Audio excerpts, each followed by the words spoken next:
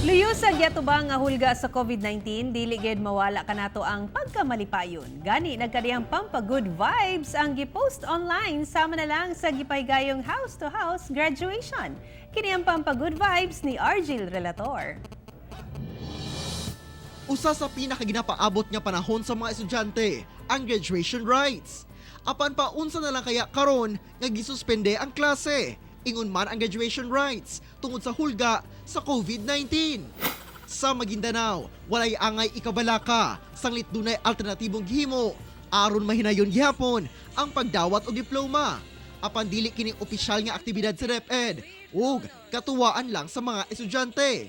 Gipahigayon ang house-to-house graduation.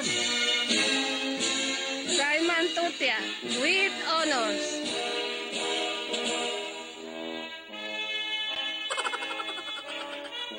Gisunod sab ang social distancing. Sanglit gisabit sa kahoy ang diploma ug medal sa estudyante nga siya na mismo ang nagsuot.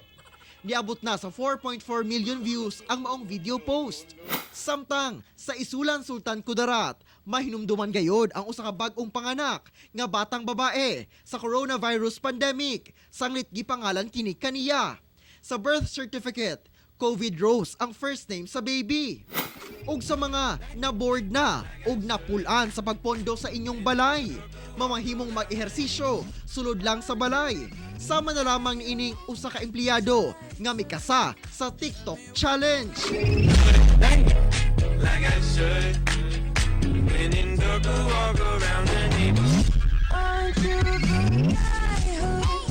Ako si Argil Relator para sa One Mindanao.